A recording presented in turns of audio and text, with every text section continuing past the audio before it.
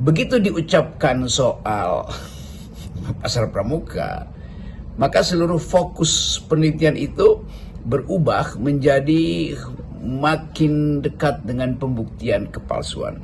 Karena kita tahu pasar pramuka itu ya dari zaman remaja, semua anak Jakarta mengerti apa yang terjadi di pasar pramuka, mulai dari pesan skripsi, bahkan terang-terangan dipamerkan di situ. Dulu masih ada semacam papan-papan kecil tuh yang menulis tuh di pinggir trotoar itu, menerima pesanan skripsi, menerima cetak ijazah. Jadi semua hal yang kemudian dikaitkan dengan pasar pramuka itu menjadi unsur pembenar.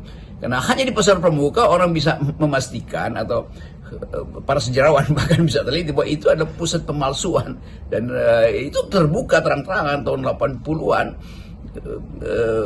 Semua orang mengerti bahwa di situ adalah prosedur ilegal itu dibuat legal karena ada kebutuhan. Jadi kata pramuka, kata pasar pramuka itu betul-betul otentik untuk jadi semacam lokus penelitian baru.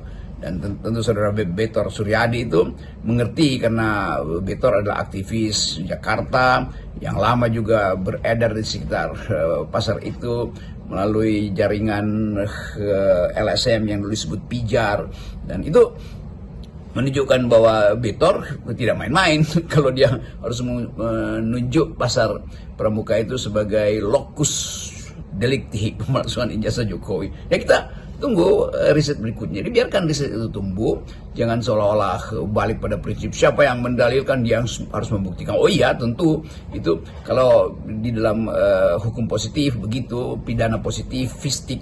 Tetapi ini adalah soal etik, yaitu pemalsuan yang dilakukan, dugaan pemalsuan yang dilakukan oleh seorang kepala negara yang dipilih oleh warga negara. Jadi ini hak warga negara untuk menagih kejujuran, bukan sekedar menagih keaslian ijazah, tapi soal kejujuran. Pengacara Jokowi kan selalu menyatakan siapa yang mendalilkan dia yang harus membuktikan.